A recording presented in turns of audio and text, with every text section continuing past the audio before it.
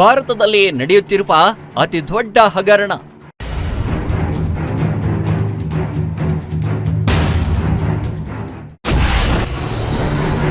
Herbal life slow Poisson, ನಿಮಗಿದು ಗೊತ್ತಾ?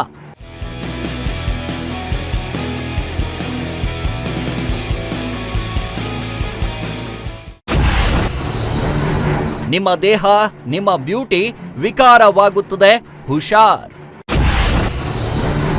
ಬೆಚ್ಚಿ ಬೀಳಿಸುವ herbal life ಆ video leak. Bleeding problem start ಆಯ್ತು. ನಾನು ಅವ್ರಿಗೆ ಫೋನ್ ಮಾಡಿ ಕೇಳಿದ್ರೆ ಅವರು, ಮೇಡಮ್ ನಿಮ್ ಒಳಗಡೆ ದೇಹ ಎಲ್ಲ ಕ್ಲೀನ್ ಆಗ್ತಾ ಇದೆ, ಗರ್ಭಕೋಶ ಎಲ್ಲ ಕ್ಲೀನ್ ಆಗ್ತಾ ಇದೆ, ನೀವೇನ್ ಇದ್ ಮಾಡ್ಬೇಡಿ.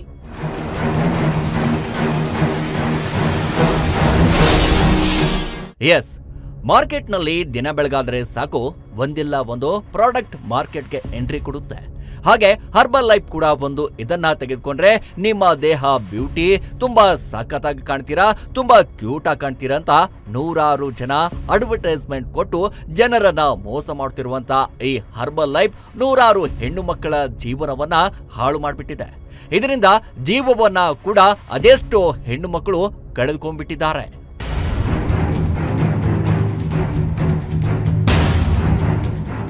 ಹೆಣ್ಮಕ್ಳಿಗೆ ಬ್ಯೂಟಿ ಅಂದ್ರೇ ತುಂಬಾ ಇಷ್ಟ. ತಾನು ಚೆನ್ನಾಗಿ ಕಾಣಬೇಕು, ಫಿಟ್ ಆಗಿ ಇರಬೇಕು, ಎಲ್ಲರಿಗಿಂತ ಸುಂದರವಾಗಿ ಕಾಣಬೇಕು ಅಂತ ಮಾರ್ಕೆಟ್ನಲ್ಲಿ ಬರೋ ಎಲ್ಲ ನೂರಾರು ಪ್ರಾಡಕ್ಟ್ಗಳನ್ನ ಯೂಸ್ ಮಾಡಿಕೊಂಡು ತಮ್ಮ ದೇಹವನ್ನ ಯಾವ ಮಟ್ಟಕ್ಕೆ ಅಂತಂದ್ರೆ ವಿಷಕಾರಿ ಆದಂತ ಶೇಕ್ಗಳನ್ನ ಸೇವಿಸಿಕೊಂಡು ತಮಗೂ ತಾವೇ ಸಮಾಧಿಗಳನ್ನ ನಿರ್ಮಾಣ ಮಾಡ್ಕೊಳ್ತಿದ್ದಾರೆ.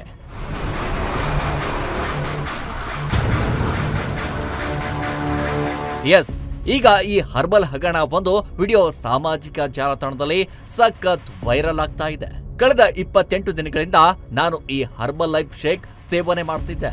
ಅದಾದ ನಂತರ ನನ್ನ ದೇಹದಲ್ಲಿ ತುಂಬಾ ಬದಲಾವಣೆಗಳು ಆಗೋದಕ್ಕೆ ಶುರುವಾಯಿತು. ಆವಾಗ ನಾನು ಕರೆ ಮಾಡಿ ಕೇಳದಂತ ಸಂದರ್ಭದಲ್ಲಿ ಇದರ ಬಗ್ಗೆ ಯಾರೂ ಕೂಡ ಸರಿಯಾದಂತ ಮಾಹಿತಿಯನ್ನ ಕೊಡ್ಲಿಲ್ಲ. ಆವಾಗ ನನಗೆ ಅನಿಸ್ತು, ಇಷ್ಟು ದಿನಗಳ ಕಾಲ ನಾನು ಸೇವಿಸ್ತಾ ಇರೋದು ವಿಷ ಅಂತ.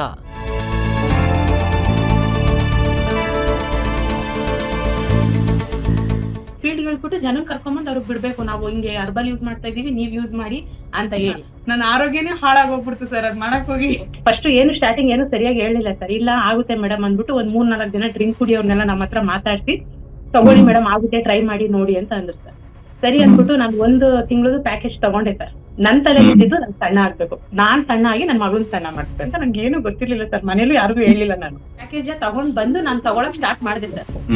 ತಗೊಳಕ್ಕೆ ಸ್ಟಾರ್ಟ್ ಮಾಡಿ ಕರೆಕ್ಟ್ ಆಗಿ 28 ದಿವಸ ತಗೊಂಡೆ ಸರ್. ನನ್ಗೆ ಚೆನ್ನಾಗಿ ಜ್ಞಾಪನ ಇದೆ. ನನ್ಗೆ 28 ದಿವಸ ತಗೋತಿದ್ದಂಗೆ ನನಗೆ ಬ್ಲೀಡಿಂಗ್ ಪ್ರಾಬ್ಲಮ್ ಸ್ಟಾರ್ಟ್ ಆಗೋಯ್ತು ಸರ್. ಬ್ಲೀಡಿಂಗ್ ಪ್ರಾಬ್ಲಮ್ ಸ್ಟಾರ್ಟ್ ಆಯ್ತು. ನಾನು ಅವ್ರಿಗೆ ಫೋನ್ ಮಾಡಿ ಕೇಳಿದ್ರೆ ಅವರು, ಮೇಡಮ್ ನಿಮ್ ಒಳಗಡೆ ದೇಹ ಎಲ್ಲ ಕ್ಲೀನ್ ಆಗ್ತಾ ಇದೆ, ಗರ್ಭಕೋಶ ಎಲ್ಲ ಕ್ಲೀನ್ ಆಗ್ತಾ ಇದೆ, ನೀವೇನ್ ಇದ್ ಮಾಡ್ಬೇಡಿ. ಅವ್ರು ಅದನ್ನ, ನಾನು ಅದೇ ಅಂದೆ, ನಾನು ನಿಮ್ಗೆ ಯಾವತ್ತೂ ಕ್ಷಮಿಸಲ್ಲ, ನೀವು ನನಗೆ ಇದ್ರೆಲ್ಲ ಬಿಡಿಸಿ ಹೇಳಲೇ ಇಲ್ಲ ಅಂದ್ರೆ, ಇಲ್ಲ ಮೇಡಮ್ ಸರಿ ಹೋಗುತ್ತೆ ಸರ್. 2.5 ತಿಂಗಳು ನಾನು ಅದ್ರಲ್ಲಿ ಸಫರ್ ಮಾಡಿದೀನಿ ಸರ್. 15 ದಿವಸ ಕಂಟಿನ್ಯೂ ಆಗಿ, 1 ವಾರ ಸ್ಟಾಪ್ ಆಗ್ತಿತ್ತು, ಮತ್ತೆ 15 ದಿವಸ ಕಂಟಿನ್ಯೂ ಆಗಿ ತಿರ್ಗಾ 1 ವಾರ ಸ್ಟಾಪ್ ಆಗ್ತಿತ್ತು ಸರ್. ಆ 2.5 ತಿಂಗಳು ಹೇಳಕ್ ಆಗ್ತಿಲ್ಲ ಸರ್ ನನಗೆ ಮನೇಲಿ ನನ್ಗೆ ಏನಾಗ್ತಿದೆ ಅಂತ. ಲಾಸ್ಟ್ ಸ್ಟೇಜ್ ಏನ್ ಮಾಡ್ಬೇಕು ಅಂತಾನು ಗೊತ್ತಾಗ್ತಿಲ್ಲ. ಆ ಇದ್ರಲ್ಲಿ ಅವ್ರದ್ದು ಫುಡ್ ನಮ್ಗೆ ಅವ್ರು ಕೊಟ್ಟಿರೋದು ಖಾಲಿ ಹೋಗಿರ್ತಾರೆ ಸರ್. ತಿರ್ಗಾ ಮತ್ತೆ ನಾವು ತಗೋಬೇಕು. ಅವರು ಏನಂತಾರೆ, ಜನನ ಕರ್ಕೊಂಡ್ ಬಂದು ಬಿಡಿ ಮೇಡಮ್, ಅದಕ್ಕೆ ನಿಮ್ಗೆ ಕಮಿಷನ್ ಆಡ್ ಆಗ್ತಾ ಹೋಗುತ್ತೆ.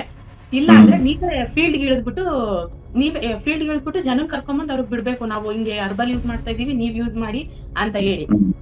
ಇಲ್ಲ ಅಂದ್ರೆ ನಾವು ಅವ್ರದ್ದು ಫಸ್ಟ್ ಸುಮ್ನೆ ಒಂದ್ 8,000 ಚಿಕ್ಕದಾಗ ಒಂದ್ ಪ್ಯಾಕೇಜ್ ಕೊಟ್ಟಿರ್ತಾರೆ ಸರ್, 1 ವರ್ಷ 1 ತಿಂಗಳಿಗೆ.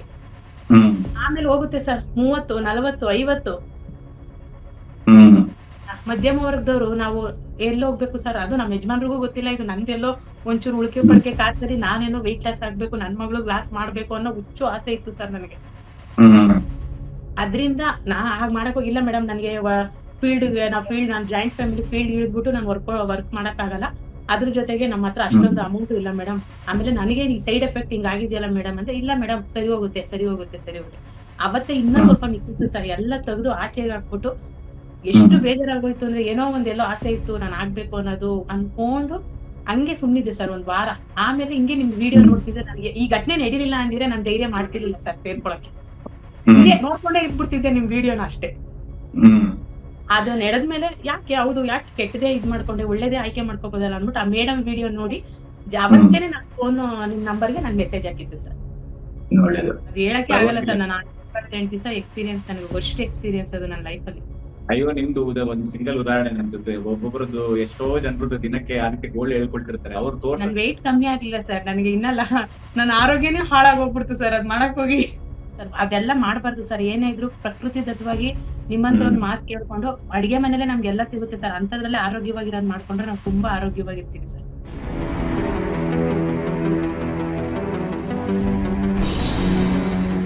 ಇನ್ನು ಮಾರ್ಕೆಟ್ನಲ್ಲಿ ತುಂಬಾನೇ ಸ್ಟ್ರಾಂಗ್, ತುಂಬಾನೇ ಎತ್ತರಕ್ಕೆ ಬೆಳೆದಿರುವ ಈ ಹರ್ಬಲ್ ಲೈಫ್ ಮುಗ್ಧ ಜನರ ಜೀವದ ಜೊತೆ ಚೆಲ್ಲಾಟವನ್ನಾಡ್ತಾ ಇದೆ. ಅದೆಷ್ಟೋ ಜನ ದೇಹ ತೂಕವನ್ನ ಇಳಿಸೋಕೆ ಹೋಗಿ ಪ್ರಾಣವನ್ನ ಕೂಡ ಕಳೆದುಕೊಂಡಿದ್ದಾರೆ. ಜನರನ್ನ ಯಾಮಾರಿಸೋದಕ್ಕೆ ಇವ್ರದೇ ಆದ ಮಾರ್ಕೆಟ್ನಲ್ಲಿ ಯಾವ ರೀತಿಯಾದ ಮಾರ್ಕೆಟ್ ಮಾಡಬೇಕು ಅಂತ ಇವರಿಗೆ ಮೊದಲೇ ಗೊತ್ತಿರುತ್ತೆ. ಅದೇ ರೀತಿ ಪ್ಲಾನ್ ಮಾಡಿಕೊಂಡು ಜನರನ್ನ ಬುಟ್ಟಿಗೆ ಹಾಕೊಂಡು ಅದರಲ್ಲೂ ಈ ಮುಗ್ಧ ಹೆಣ್ಣು ಮಕ್ಕಳೇ ಇವರ ಟಾರ್ಗೆಟ್ ಮಾಡ್ತಾರೆ.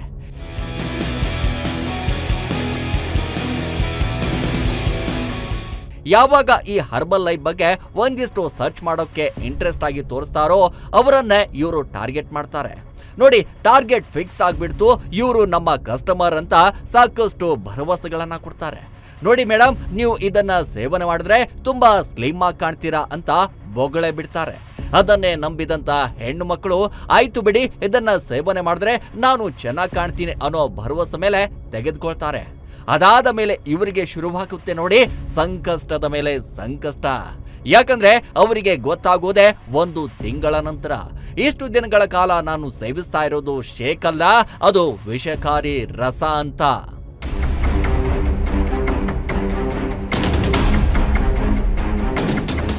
ಇನ್ನು ಹಾಗಾಗಿ ಯಾರ್ಯಾರು ಈ ಹರ್ಬಲ್ ಲೈಫ್ ಸೇವನೆ ಮಾಡ್ತಾ ಇದ್ದೀರಾ, ಸೇವನೆ ಮಾಡೋಕ್ಕಿಂತ ಮುಂಚೆ ಇದು ಚೆನ್ನಾಗಿದೆಯಾ ಇಲ್ವಾ, ನಿಮ್ಮ ಆರೋಗ್ಯದ ಮೇಲೆ ಯಾವ ರೀತಿ ಪರಿಣಾಮ ಬೀಳುತ್ತೆ ಅನ್ನೋದ್ರ ಬಗ್ಗೆ ಒಂದಿಷ್ಟು ಯೋಚನೆ ಮಾಡುವ ಮೂಲಕ ತೆಗೆದುಕೊಳ್ಳಿ ಎನ್ನುವುದೇ ನಮ್ಮೆಲ್ಲರ ಆಶಯ.